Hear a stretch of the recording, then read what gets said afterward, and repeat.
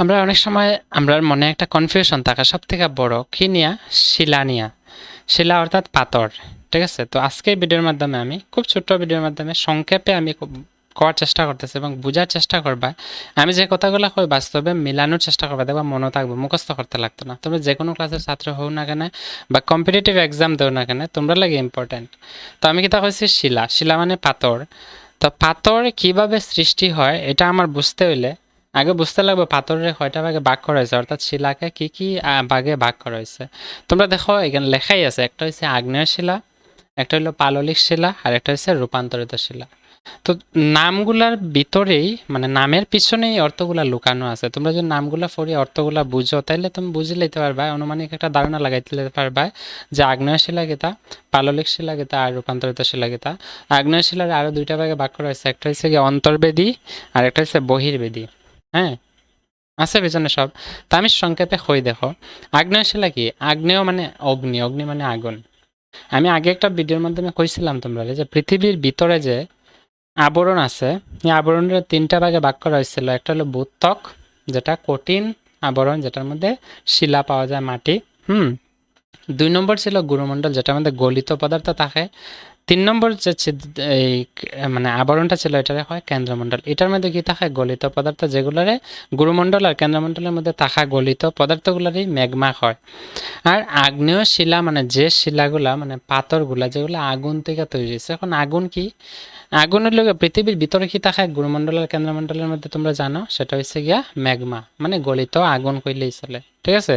এই ম্যাগমাগুলা কি করে? অনবরত পৃথিবীর ভিতরে অশান্তির সৃষ্টি করে আছে। অশান্তি মানে কি? মানে উশৃঙ্খল বিশৃঙ্খল করে, কোনো দিকে নেই পৃথিবীর উপরের দিকে আসার কোনো রাস্তা পাই। যদি পাই তাহলে উপর দিকে আয়া আমি কিতা করবো? উঠে যাইব। উপর দিকে উঠে গিয়ে সিটিয়া বিটিয়া চতুর্দিকে ফরমো, যেটা আমরা কই জ্বালামুখী। তোমরা হয়তো শুনছ।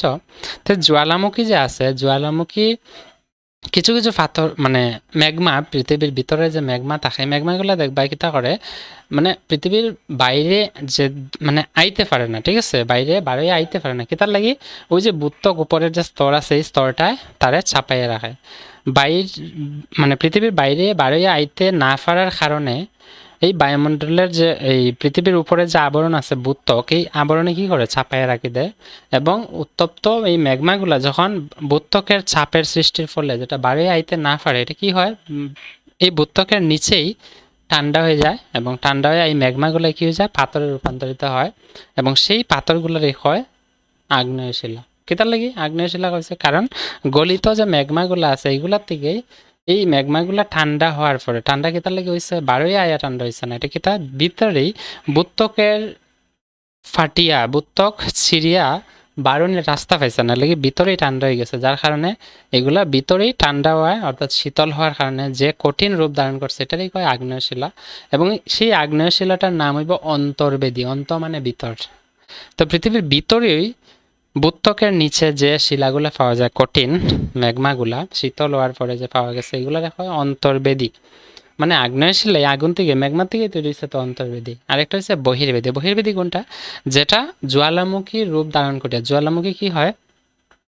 যেদিকে জ্বালামুখী বাড়ে আইব এই জায়গাটা কি হয়ে যায় মানে মিডিলও একটু গর্ত থাকবে, আর চতুর্দিকে যে জ্বালামুখীটা বাড়ে চতুর্দিকে যে গলিয়া গলিয়া পড়ে, এটা কি হয়ে যায়? একটা পাহাড়ের আকৃতি ধরে, ছোট পাহাড় হইতে পারে, যেটা মিডিলের মধ্যে গর্ত থাকে। তোমরা হয়তো দেখছো জ্বালামুখী। এই যে পাহাড়ের আকৃতিটা ধারণ করে, কি তার দ্বারা ধারণ হয়? এই ম্যাগমার দ্বারাই তো। গলিত আগুনগুলাই বা গলিত ম্যাগমাগুলাই উত্তপ্ত অবস্থায় এটা বাড়িয়া চতুর্দিকে ছড়িয়ে পড়তে পড়তে বছর ২০০ বছর ১০০০ বছর পরে কি হয়ে যায়? সেই ম্যাগমাগুলো আস্তে আস্তে শীতল হইয়া একটা ছোট পাহাড়ের রূপ ধারণ করে, এবং যেগুলা অবশেষে কঠিন হওয়ার পরে পাথর হয়ে যায়, যেটা আগ্নেয় শিলাই, কিন্তু এটা বহির্বেদী। বহির্বেদী কেন? কারণ সেই ম্যাগমাগুলো বাড়ি আইছে এই কারণে। বুঝতে পারছি? তো আগ্নেয় শিলা কোনটা? যেটা আগুন থেকে তৈরি হচ্ছে। আগুন কি? আগুন মানে ম্যাগমা। ম্যাগমা কই পাওয়া যায়? পৃথিবীর ভিতরে গুরুমণ্ডল আর কেন্দ্রমণ্ডলে। তারা সবসময় উত্তপ্ত অবস্থা, উশৃঙ্খল আছে, তারা অস্থির, কোনো সময় এগুলা জায়গায় স্থির থাকে না। তো অস্থির হওয়ার কারণে এগুলা পৃথিবীর যেদিকে নরম পায় অংশ ভূত্বকের দিকে, এদিকে বাড়ে আবার চেষ্টা করে, তারপরে সেটা যেগুলো বাড়ে আইতে পারে না এগুলো ভিতরে ঠান্ডা হয়ে যায়, ঠান্ডা হয়ে শক্ত হয়ে যায়, এটা হয় আগ্নেয় শিলা। আবার বাইরে আয়া জ্বালামুখীর রূপ ধারণ করে, পাহাড়ের রূপ ধারণ করে, এটা সেটারও আগ্নেয় শিলা হয়, কিন্তু ভিতরে যেগুলো শীতল হয় এগুলোর হয় অন্তর্বেদী, আর বাইরে যেগুলা শীতল হয় এগুলোর হয় বহির্বেদী। তো আগ্নেয় শিলার বিষয়ে আশা করি তোমরা বুঝছো। এখন রয়েছে পাললিক শিলা, আরেকটা হচ্ছে রূপান্তরিত শিলা। পাললিক শিলা হইল গিয়া তোমরা চারপাশে হয়তো ছোটোখাটো নদী নালা নর্দমা দেখছো, এরকমভাবে হিমবাহ কি তোমরা হয়তো চিনো, যদি না শুনিয়া তখন আমি দিব না আরেকটা হচ্ছে ভিডিওর মাধ্যমে।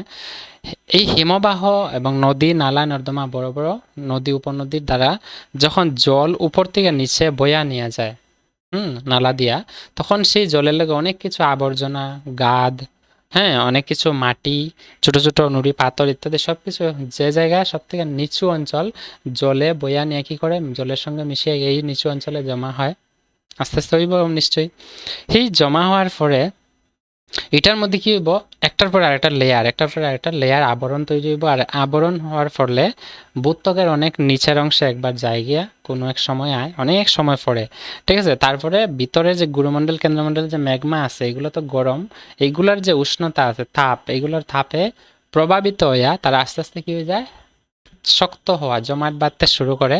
অবশেষে জমাট বাঁধার ফলে, হ্যাঁ, মানে এই নদীর দ্বারা বহন করে আনা জলের লগে আনা যে গাদগুলা জমা হয়েছে এই জায়গায়, এই জমা হওয়ার পরে অনেক নিচে পড়ছে যখন, তখন এই সেই ম্যাগমার বিভিন্ন চাপ আর তাপের কারণে, ভূত্বকের চাপে আর গুরুমণ্ডল কেন্দ্রমণ্ডলের ম্যাগমার তাপের কারণে এগুলা জমাট বাঁধে, শক্ত হয়। আর শক্ত হওয়ার পরে, হ্যাঁ, বিভিন্ন স্তরে স্তরে স্তরে স্তরে ছোট পাথরের লেয়ার তৈরি হয়, আবরণ।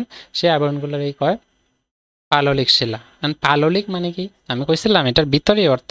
পাললিক মানে দেখো, আমরা অনেক কিছু কি বিভিন্ন ধরনের গবাদি পশু পালি, মানে গৃহপালিত পশু আমরা পালন করি। তো যে পাথরগুলা ফালতে ফালতে তৈরি হয়েছে, কিভাবে ফালতে ফালতে, এই যে নদী নালার দ্বারা বহন করিয়ে আনা গাদগুলাই একসময় কি হয়েছে, পাথরের রূপ ধারণ করছে, কি তার কারণে চাপ তাপের প্রভাবে, ওইটাও পাললিক শিলা কারে হয়। এখন আরেকটা হয়েছে কি রূপান্তরিত শিলা। রূপান্তরিত শিলা কি, রূপান্তরিত শিলা হয়েছে এই পাললিক শিলাগুলাই বিভিন্ন সময় হাজার হাজার বছর পরে আস্তে আস্তে কি হয়েছে, এগুলোর কিছু ভৌতিক আর রাসায়নিক পরিবর্তন হয়েছে। এই পাললিক শিলাগুলাই বা আগ্নেয় শিলাগুলাই ভৌতিক আর রাসায়নিক পরিবর্তন কি, যারা বিজ্ঞান পড়ছো জানো, যদি না জানো আমার কমেন্টে জানাই, আমি ভৌতিক আর রাসায়নিক পরিবর্তন কি আমি জানাই দেবো, ঠিক আছে। ভৌতিক আর রাসায়নিক পরিবর্তনের কারণে তারা নতুন কিছু রূপ ধারণ করছে, যে রূপগুলোর মধ্যে আকার পরিবর্তন থাকবো, আকৃতি পরিবর্তন থাকবো, রঙের পরিবর্তন থাকবো, বিভিন্ন প্রকার পরিবর্তনের প্রভাবে তারারে নাম দেওয়া হয়েছে রূপান্তরিত শিলা, মানে নতুন রূপ ধারণ করা যে শিলাগুলাই রূপান্তরিত শিলা। বুঝতে পারছি। এখন আমি আগ্নেয় শিলার উদাহরণ দেবো। আগ্নেয় শিলার উদাহরণ হচ্ছে গ্রানাইট, ঠিক আছে, আরেকটা হইতে পারে মাইকা। 2 নম্বর পাললিক শিলার উদাহরণ তুমি কইতে পারো, যেটারে আমরা যেমন অনেক নাম আছে, এই চুনা পাথর, বালি পাথর, কাদা পাথর ইত্যাদি। ওই যে মানে বালির স্তর থাকে না, বালিও তো এক প্রকার শিলাই, ঠিক না। কাদা পাথর, কাদার সঙ্গে যে আবরণ থাকে, এগুলো পাললিক শিলার উদাহরণ। আর রূপান্তরিত শিলা কি কইবা, মার্বেল, এরপরে তুমি কইতে পারো স্ল্যাট, যেটা আমরা পাই, কবার্টজাইট, এগুলো হচ্ছে রূপান্তরিত শিলার উদাহরণ। তো আশা করি তোমরা বুঝছো, যারা ক্লাস 7-এ পড়ো বিশেষ করে এবং হায়ার ক্লাসে যারা পড়ো, তারা যদি কোনোদিন প্রশ্ন হয় আশা করি এটার বিষয়ে ধারণা পাইবা, এবং চেষ্টা করবা যে জিনিসগুলো তোমরা পড়বা এটা রিয়েল লাইফে সঙ্গে ম্যাচ করিয়া পড়তা, যাতে তোমরা মুখস্থ করতে না লাগে, কেউ তোমরা বুঝাইলে সহজভাবে বুঝাইতে পারো।